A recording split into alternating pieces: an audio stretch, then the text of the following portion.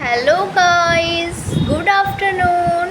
जैसे कि मैंने आपको इससे पहले वीडियोस में बताया था कि हम बिज़ी अकाउंटिंग में पार्टी को ऐड कैसे करेंगे। क्या वो हमारा सन्ड्री क्रेडिटर्स हो या फिर हमारा सन्ड्री डेबिटर्स हो।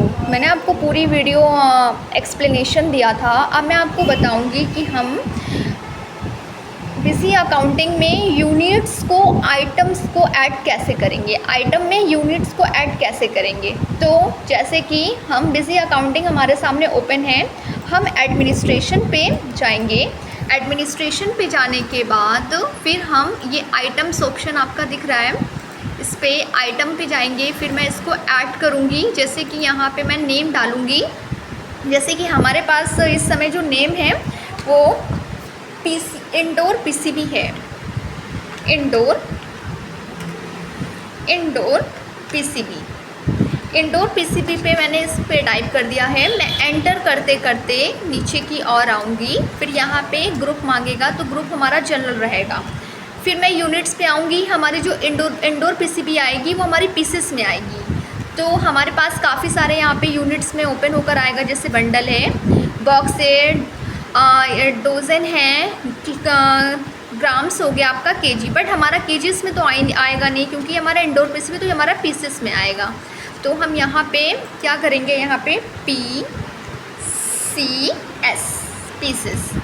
पीसेस में करते करते हम नीचे की ओर आएंगे। फिर हमारी इसमें टैक्स कैटेगरी क्या है, बट इंडोर पीसीबी मैंने जो परचेज़ की है तो मैंने किस उस पर की है।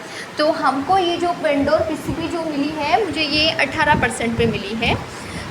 तो यहाँ पे हम कितनी कैटेगरी देंगे टैक्स की, 18% देंगे। ये हमारी जीएसटी 18% हो जाएगी। बट यहाँ पे आप सर्विस का भी ऑप्शन देख रहे थे, बट हम सर्विस नहीं दे रहे हैं हम किसी को, हम जीएसटी ले रहे हैं। तो एंटर करते करते अब हमारा यहाँ पे आएगा एसएसएन कोड। अब आप पूछोगे कि जीएसटी में एसएसएन कोड का क्या ही इसका वो तात्पर्य होता है। तो मैं आपको बताऊं कि एसएसएन का कोड जो होता है, यहाँ पे एसएसएन का फुल फॉर्म होता है हार्मोनाइज सिस्टम ऑफ न्यूमेनक्लेचर। ये हमारा एसएसएन का कोड होगा। एसएसएन कोड जो हमारा होगा ना, वो जीएसटी के जो आइटम्स, ये हमारा जो आइटम्स होगा इसके साथ हमें प्रोवाइड होता है, ताकि हम आइटम्स को आसानी से ढूंढ पाएँ। तो यहाँ पे हमारा एसएसएन कोड क्या है, यहाँ पे 85371000। ये हमारा एसएसएन कोड हो गया है।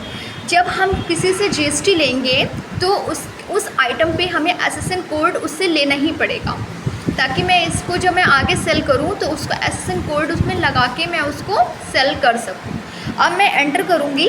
एंटर करते करते यहाँ पे सेल प्राइस हमारा कुछ नहीं है, क्योंकि मुझे एक एक पीसेस को नहीं बेचना है। मुझे पूरा का पूरा जितना हमारी पीसेस आते हैं पूरा बॉक्स के साथ मुझे बेचना। तो यहाँ पे सेल प्राइस का कोई काम ही नहीं है, ना ही परचेज प्राइस का काम है, ना ही यहाँ पे एमआरपी का कोई काम है। Price, sale value, price, nothing. फिर यहाँ पे मैं आ जाऊँगी, यहाँ पे आऊँगी कि स्पेसिफाई सेल्स अकाउंट, तो not required, and specify purchase account not required. तो ऐसे करते करते मैं सर्च डिस्काउंट पे आऊँगी। डिस्काउंट मुझे कुछ देना नहीं है। और मैं नीचे करते करते आइटम डिस्क्रिप्शन हमारे पास कुछ है नहीं। अब ये हमारा सेट क्रिटिकल लेवल, नथिंग। इस पर करते करते मैं नीचे की ओर आऊँगी।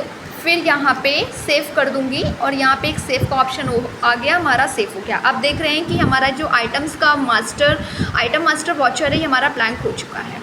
Okay, thank you so much.